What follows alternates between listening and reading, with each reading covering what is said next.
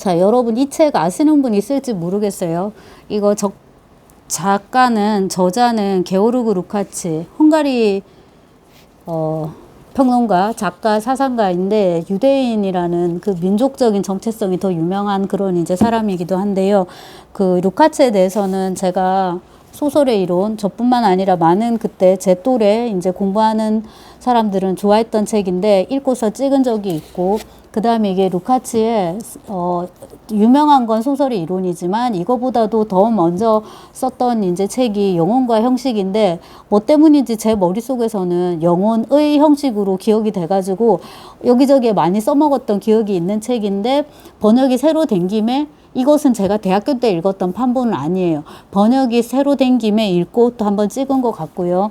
그 다음에 이제 소설의 이론은 맨 처음에 읽을 때도 반성한 번역으로 읽었고, 이심설당 이 책으로.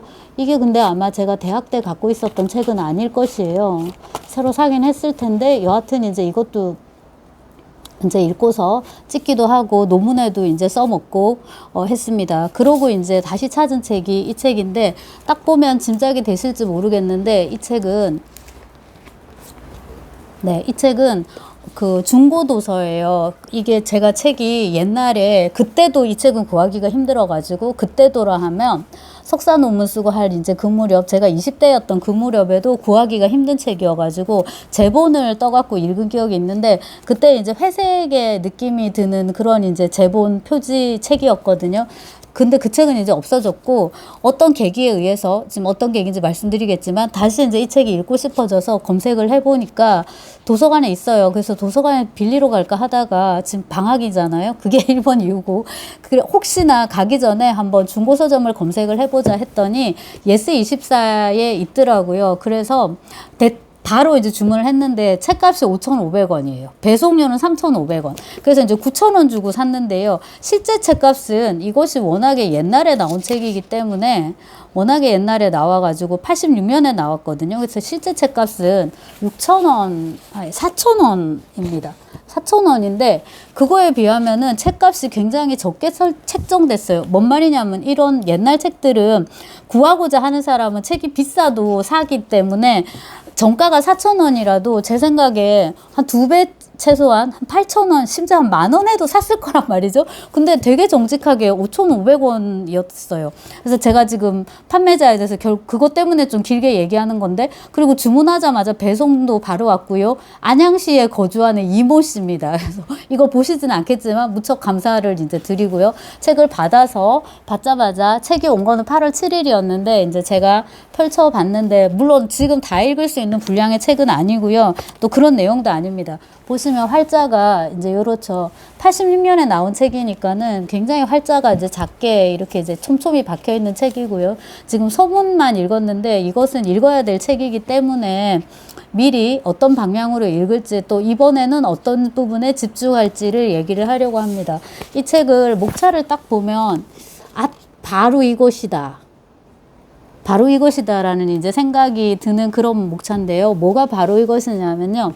이 책을 보면 1부는 뭐라 되냐. 1부는 비판적 리얼리즘, 2부는 사회주의 리얼리즘이라고 돼 있어요. 근데 이 개념 자체를 이제 만들었다고 해야 되나? 맨 처음에 이제 이런 개념을 사용한 사람, 저작권은 고리끼라고 제가 알고 있거든요. 근데 루카츠 이 책을 딱 보는 순간, 그 고리끼가 어떤 맥락에서 했는지는 모르겠지만, 물론 비평적 맥락이겠지만, 고리끼는 일단은 소설가니까요.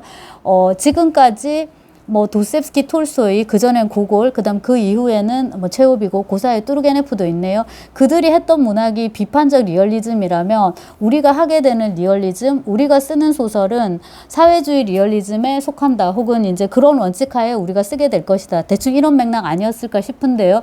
그거를 가지고 와서 지금 저한테 필요한 대목인데, 학적으로 이렇게 공식화한 거는 루카츠였구나라는 거를 이 목차가 쫙 보여줍니다. 그래서 이 목차에 이제 일부에 해당하는 비판적 리얼리즘, 요것은 이제 19세기 소설인데요. 뿌시킨, 고골 뭐 들어가는 거는 말할 필요가 없죠. 이건 뭐 커리큘럼입니다. 자, 그 다음에 도스토옙스키, 톨스토이 들어가는 거는 뭐 이것도 말할 필요가 없습니다. 이것은 뭐 전 세계에 있는 러시아 어문학 학과의 정체성이죠. 도스토옙스키, 톨스토이 없었으면은 러시아 문학 존재 근거를 찾기도 힘들 정도로 그들의 비중이 되게 큰데, 그 다음에 이제 그 체오프가 뒤로 있고요. 그리고 여기서도 이제 언급이 되지만은 뭐 쉐드린 같은 작가들, 곤차로프 이런 작가들 있는데, 지금 제가 눈에 들어오는 건 3장입니다.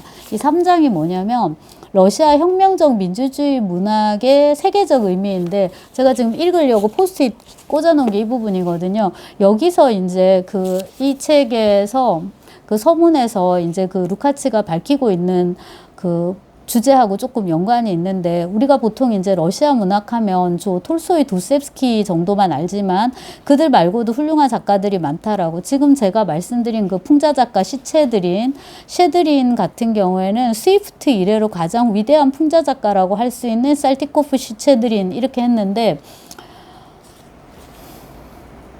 스위프트는 여러분 걸리버 여행기를 쓴 영국 작가인데요.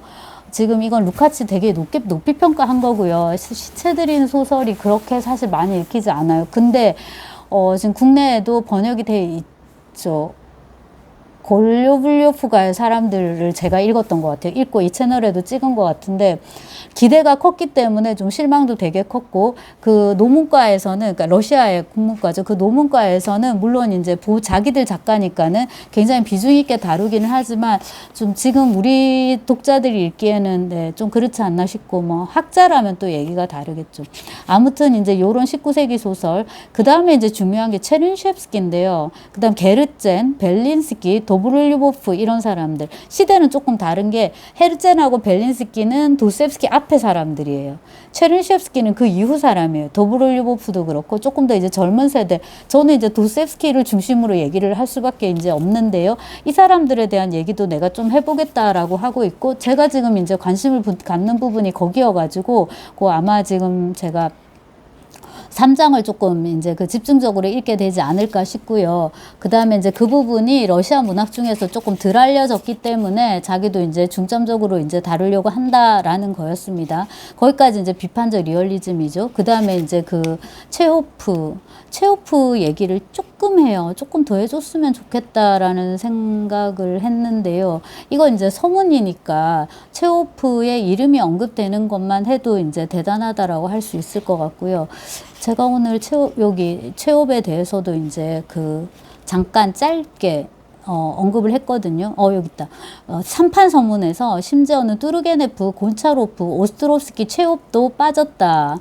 근데 이제 이런 것들에 대해서 공부하고 싶은 열망 같은 거, 이런 거 이제 좀 표현을 하고, 오스트롭스키는 19세기 극작가입니다. 곤차로프는 오블로모프라는 소설이 번역이 돼 있어요. 그거는 이제 기대를 많이 했었는데 기대만큼 잘 쓴 소설이긴 하더라고요. 근데 이제 좀 가성비나 이런 것 때문에 전공 수업이 아니면 좀처럼 잘 다루지 않게 되는 장편인데, 도스토옙스키, 톨스토이만큼의 인지도는 없으니까 학기 중에 다루기는 힘든, 하지만 전공이라면 뭐 기꺼이 다룰 그런 것들이죠.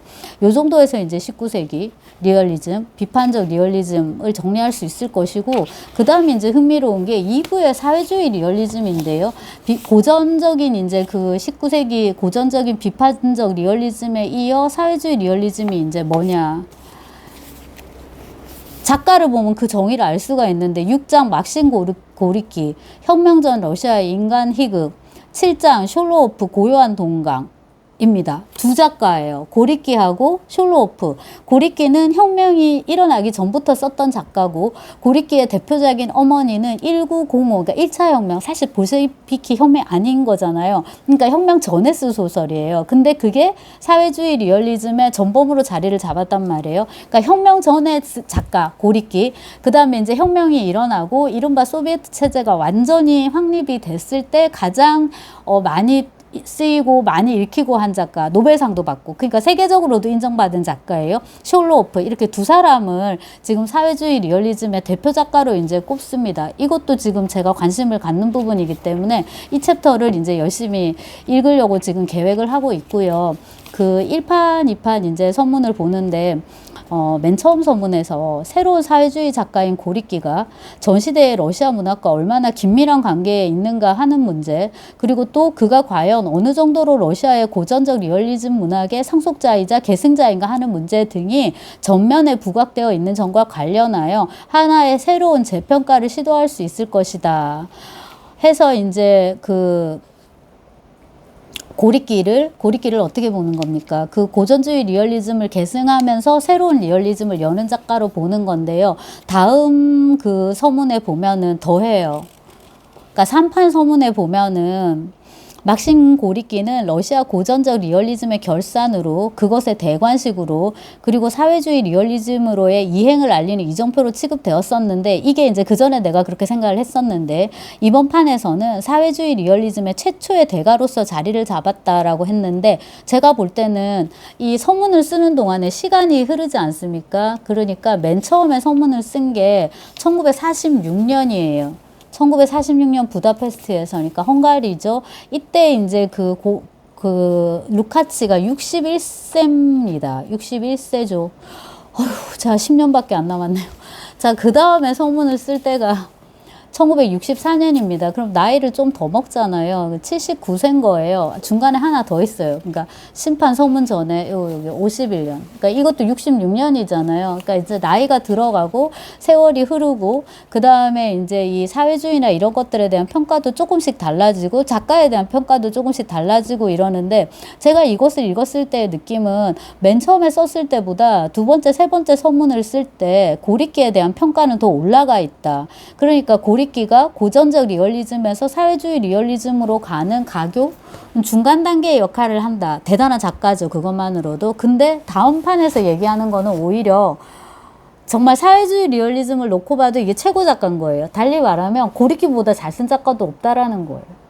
고리끼보다 잘 쓴 작가 누가 있을까? 혹은 고리끼만큼 쓴 작가가 누가 있을까? 사회주의 리얼리즘이라는 잣대를 갖고 루카치가 보기에는 숄로업 있는 것 같고요. 그 다음에 아쉽게도 이 책에는 빠졌는데 고리끼가 뭐에 대해서 썼냐 하면요. 플라토노프하고 솔제니친에 대해서 썼더라고요. 여기서 진짜 빈곤데 그건 이제 제가 논문을 찾아볼 수 있을 거예요. 이 책에 안 들어갔다 뿐이지 지금 쓴 논문이 어디 사라지진 않을 거예요. 근데 본인은 논문이라 하지 않고 에세이라고 표현을 하더라고요. 보다 더 큰 그림을 그리고 싶었는데 사회주의 리얼리즘에 대해서 이렇게 단편적으로 작품 몇 개 이렇게 써갖고는 어떤 학적인 업적이라고 할 수는 없는 거잖아요. 그러니까 간단한 에세이 몇 개를 써가지고 일단은 이렇게 점만 찍어보는 거죠. 한편으로는 이제 생각 그물, 생각 지도, 마인드맵 이런 걸로 해가지고 막 이렇게 한번 써보는 거예요. 그래서 에세이 몇 개를 남긴 것 같은데 이 책에는 수록이 안 돼 있고 안타깝게도. 근데 그 빠진 이름이 솔제니친하고 플라토노프예요. 그 다음 들어가 있는 이름 숄로오프고요. 그리고 이제 고리끼는 그야말로 고전으로 자리를 잡고 있습니다.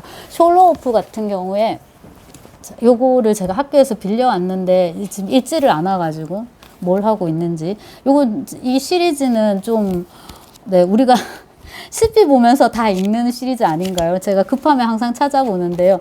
예컨대 이제 미하일 숄로오프 혁명과 내전의 희생상 이러면 숄로오프에 대해서 빨리 공부를 해야 되는 거예요. 시간이 없어요. 근데 이제 제가 이 사람 갖고 막 본격적으로 논문을 쓸 건 아니거든요. 근데 이제 수업을 또 좀 어떤 작품 같은 걸 다루려면 작가 소개 같은 것도 간단하게 해주고 해야 되는데 물론 이제 구글 들어가서 검색을 해도 되고 위키피디아나 요즘 챗GPT도 말 도와줄 거고 하는데 이제 아날로그 인간이니까 저는 이렇게 도서관에서 일단 빌려보기가 편하단 말이에요. 여기에 이제 그런 거 정리하는데 도움을 많이 주는 책입니다. 건국대에서 나온 이제 시리즈인데요.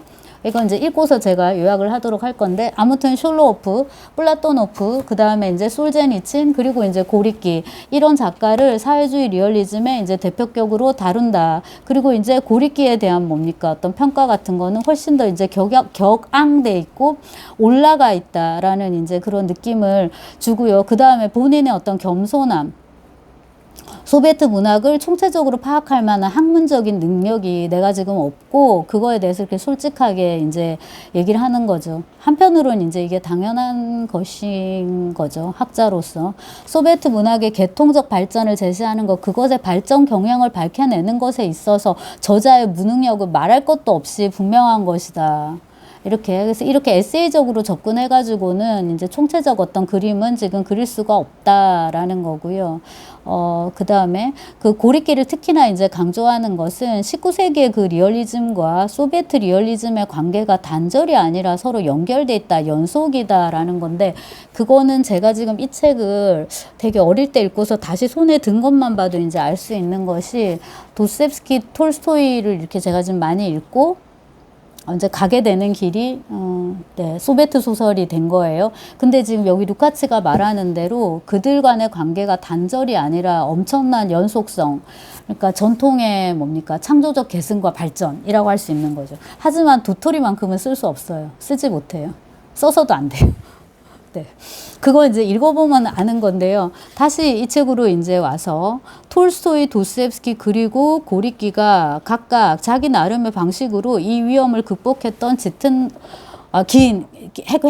극복했던 길은 오늘날도 여전히 유일한 출구로 되어 있다. 그게 출구가 뭐였냐면 민중해방이에요. 일단 읽어볼게요. 그것은 다름 아니라 민중해방을 추구하는 진보적 민중운동과 같은 인간적 유대를 맺는 길이다. 오늘날 예술을 위협하는 사회적 경향은 고전적인 러시아 리얼리즘의 시대와 흡사한 성격의 것이다 해서 파시즘, 이게 이제 대충 3, 40년대에 쓰여졌기 때문에 그 무엇보다도 파시즘의 공포가 강할 때 썼단 말이에요. 근데 지금 우리 머릿속에서는 저 파시스트와 저놈의 스탈린과 지금 저놈의 푸틴과 그 다음에 네타냐후 다 똑같은 시진핑 전부 다 이제 트럼프까지 심지어 우리 머릿속에서는 다 똑같은데 어쨌거나 이제 여기서 정치하게 좀 구분을 하자면 파시즘이 사회주의의 적이에요. 사회주의는 민중을 해방시키고 정말 이거야말로 민주적이거든요. 그러니까 조선인민민주주의 공화국이니까 그렇잖아요. 북한의 정식 이름이 민주주의란 말이에요. 거기도 표방하는 거, 여기도 표방하는 건 민주주의예요. 그럼 민주주의의 적은 뭐냐면 파시즘인데요. 이 파시즘은 민중을 억압한단 말이에요. 그 민중을 억압시켜야 되는데 그 방식을 그거를 해결하려고 이제 했던 작가들이 톨스토이, 도스토옙스키인데 그거를 고리끼도 어떤 식으로든지 또 있고 있고요. 이 세 작가가 그 점에서 지금도 하나의 모범을 보여준다는 거예요.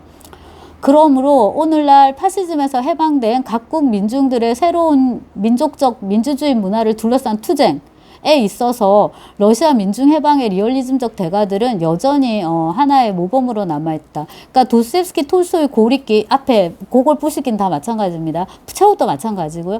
이런 이제 여러 굵직굵직한 작가들이 리얼리즘의 대가이고 그들이 그 무엇보다도 대가인 것은 어쩌면 민중 해방을 위해서 문학적으로 투쟁했기 때문이다라고 거칠게 요약할 수 있을 거예요. 웃어주셔도 돼요. 저도 웃으면서 얘기하잖아요. 너무 비장하고 막 너무 웅장하고 네, 그래서 되게 재미가 있었고요. 그 다음에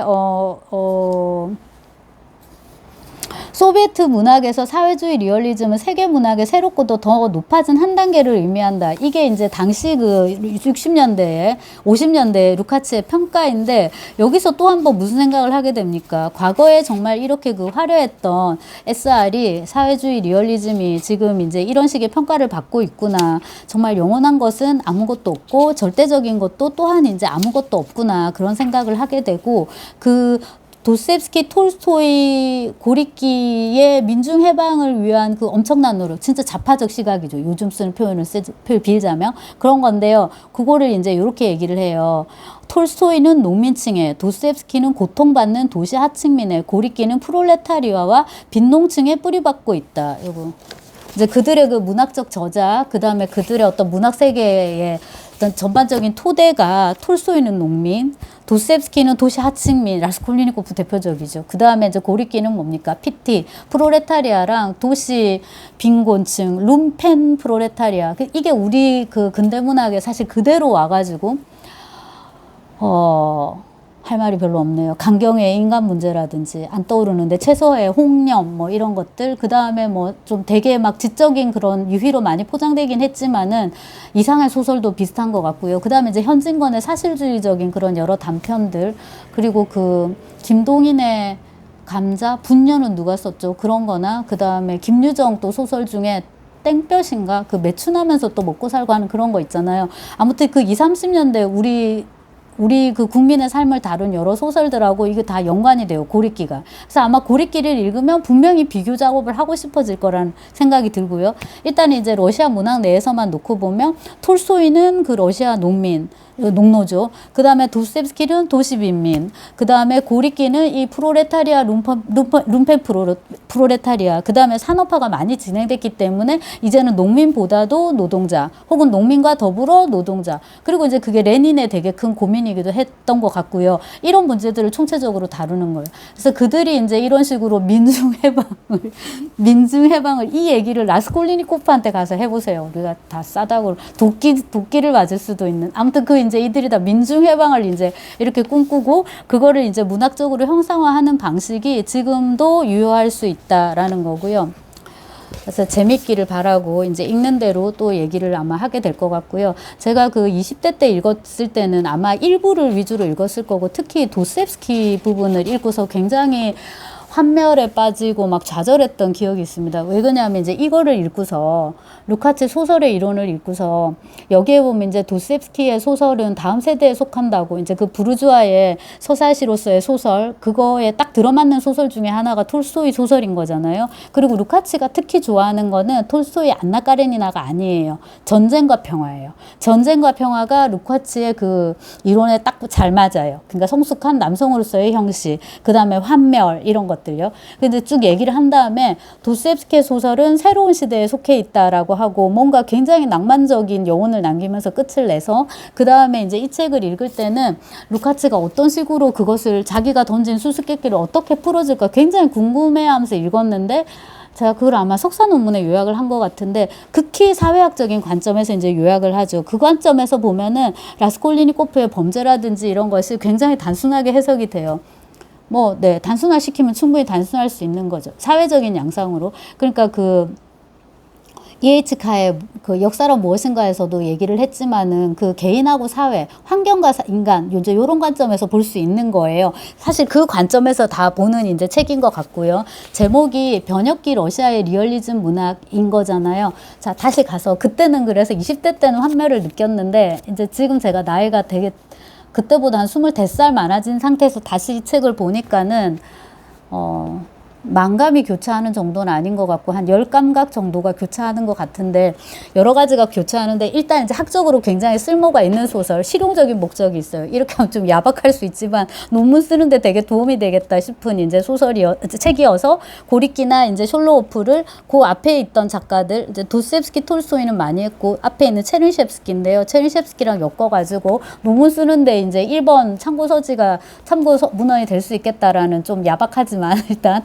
실용적인 목적이 하나가 있고요. 그 다음에 이제 또 하나는 에세이적으로 접근하면 이렇게 멋진 말을 할 수가 있어요. 도스텝스키 소설은 새로운 시대에 속한다 이러면서 막 되게 멋지게 말할 수 있어요. 그가 창조한 것은 뭐 새로운 형식이다 이렇게 막 짜자잔 하게 할 수 있는데 사실 엄정하게 학적으로 들어가면은 그렇게 막 재미있지가 않아요. 그렇게 막 엄청 막 멋지지도 않고요.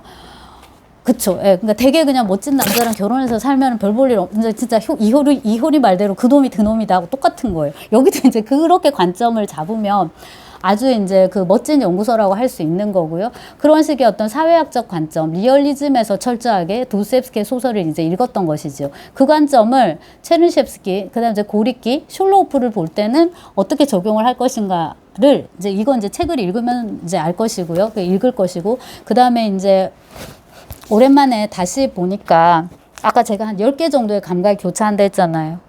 중고서적인데 냄새가 너무 좋고 색벌레가 있을 수 있겠죠. 아무튼 냄새가 너무 좋고요. 그 다음 이제 루카츠가 나이가 이게 아주 어렸을 때 쓴 게 아닌 거잖아요. 루카츠가 여러분 1885년에 태어나서 1971년에 죽었더라고요. 그러니까 86년을 살았는데요. 이거 1판 서문에 초판 서문이 1946년이에요. 61세예요. 61세. 그 우리식으로 하면 이제 환갑이 지난 나이인데 그때 이렇게 열심히 공부하고 이렇게 글을 쓸 수 있는 것이 부럽고 네. 그 다음에 이제 그 마지막 심판 서문이 64년이거든요. 그럼 이거는 79세거든요. 우리 그냥 팔순인 거예요, 팔순. 그냥 가만히 숨만 쉬고 그냥 화장실만 왔다 갔다 하고 이렇게 밥만 자기 손으로 떠 드셔도 굉장히 건강한 그런 상태란 말이에요. 근데 이런 걸 썼다는 게 되게 부럽기도 하고 존경스럽기도 하고 그 말을 또 꼭 덧붙이고 싶었고 자, 그 다음에 젊어서는 이렇게 낭만적이고 그럴 수 있지만은 의외로 이제 학문의 세계라는 거는 굉장히 건조하고 신드렁하고 무덤덤하고 이런 거거든요. 그 김상욱이 항상 얘기하는 것처럼 그냥 이 천문학적인 운동하고 비슷한 거예요.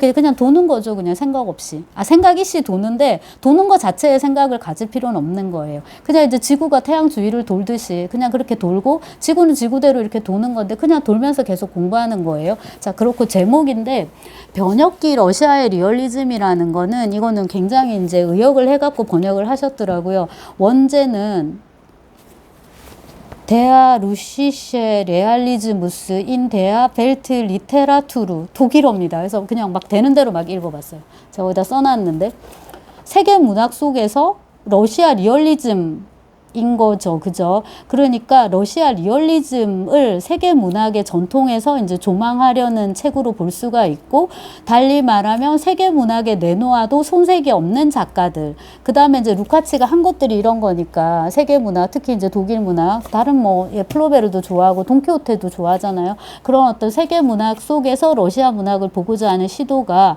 46년, 51년, 64년이네요. 그리고 이제 이 번역이 나온 게 86년입니다. 그래서 제가 역자가 너무 궁금했어요. 이렇게 돈도 안 될 책을 번역하신 분은 뭐 하신 분인가 해서 봤더니 여기 잠깐 소개가 있는데 56년생이고요. 경남 진양에서 태어났대요.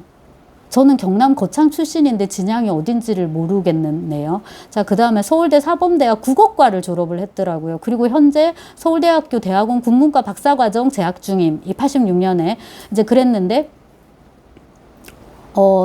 국어과를 나왔단 말이에요. 그 다음 이제 대학원은 국문과를 갔으니까 하나는 사범대고 하나는 인문대고 차이가 있긴 하지만 어쨌거나 전공은 국어국문학 혹은 국어교육학인데 영어로 된 것을 번역을 했을까요? 중역을. 근데 이 외국어를 이만큼 하기가 쉽지 않았을 건데 86년이면 30살인 거잖아요. 그러니까 20대 때 번역하신 거잖아요. 거기서 제가 탐복을 하고 영어를 기본 번역 저본으로 썼다 하더라도 이거는 독일어를 모르면 안 될 것 같은 게 여기 독일어 인용문이 나와요. 그대로 독일어를 썼고 그 다음에 아마도 독일어 제가 역자 선문을 꼼꼼하게 안 읽어서 그런데 독일어에서 번역했다 싶은 게 이 작가들 이름 표기된 게 예컨대 이제 숄로호프 같으면은 이 OW 그러니까 독일어식으로 이렇게 표기를 했더라고요. 독일어를 잘 하시는 분이었나 봐요. 아마 고등학교 때 독일어를 좀 하지 않았을까 싶은데 여하튼 20대 때 이런 책을 번역해가지고 출간한 사람은 지금 어디서 무엇을 하고 있을까 해서 심지어 역자를 검색을 해봤습니다. 조정환. 근데 이제 출판사 대표로 계시더라고요.